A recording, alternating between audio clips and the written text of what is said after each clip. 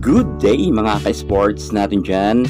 Alas Pilipinas team, maswerteng ngayon sapagkat nga maaga ngang natanggap nila ang kanilang incentives. Grabe talaga ang Team Philippines ngayon, full support ang ating pamahalaan sa ating mga manlalarong balibulista na lalahok nga sa national team at mataas nga ang kanilang incentive sa ngayon.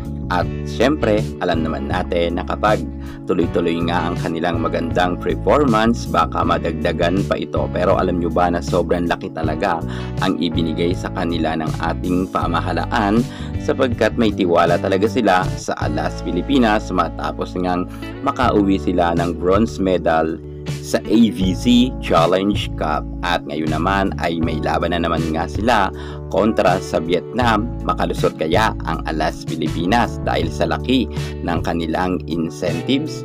Yan ngayon ang ating pag-uusapan dahil mainit na mainit ang balita na di umano ay malalakas ang mga makakasagupaan nga ng Alas Pilipinas. If ever makalusot talaga sila, masasabi talaga natin na sila na ang ating pangbato sa national team. Alamin ang buong detalye. Pero bago ang lahat, subscribe ka muna. I-click ang ating notification bell para lagi kang updated sa lahat ng issue sa volleyball. Susunod na.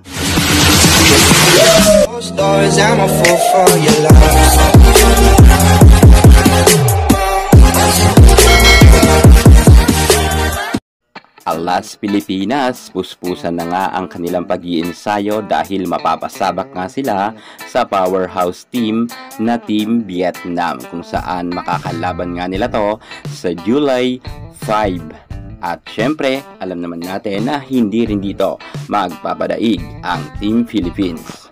Bagamat mahigpit ang magiging kanilang laban sapagkat alam naman natin na ang Team Vietnam ay isa sa mga pinakamalakas pagdating nga sa kanilang team at never pa nga tayong nananalo sa kanila.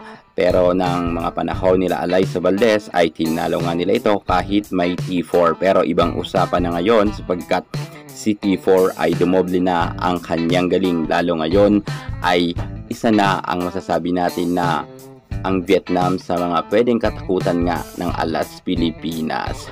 At magaganap nga yan 6:30 PM yan mga ka-sports, July 5. Yan ngayon ang ating susuportahan, ang Alas Pilipinas nga na talagang para lumakas ang kanilang kalooban dahil malakas na team nga ang Team Vietnam. At syempre, alam rin natin na ang mga pambato ngayon ni Coach Sousa de Brito ay hindi na basta-basta salang-sala na nga to mga ka-sports sapagkat reshuffle talaga ang kanyang mga kinuhang mga players at hindi lang to sa iisang team lamang.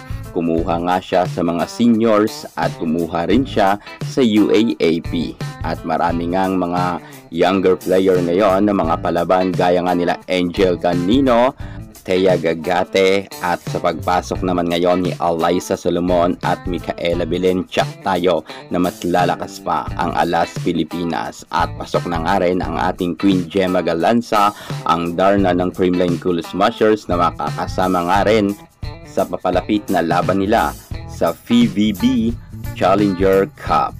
Hangad natin na manalo ang Alas Pilipinas. Pero syempre, gaganahan talaga sila sapagkat ang full support nga ay ibinigay na sa kanila ng ating ngang pamunuan sa volleyball sports. Kitang-kita naman natin na kamakailan lamang ay na-receive na nila ang kanilang incentives na 200k at pera ng 200k mga ka-sports ay meron pa yan mga allowance pa.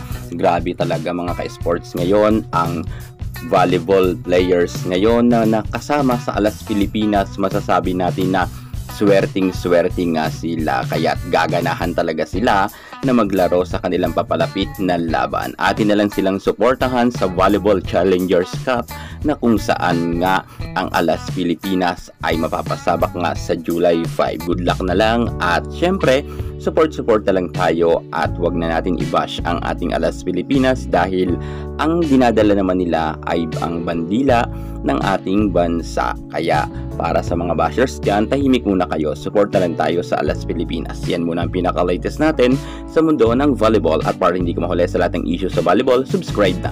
Thank you so much. God bless.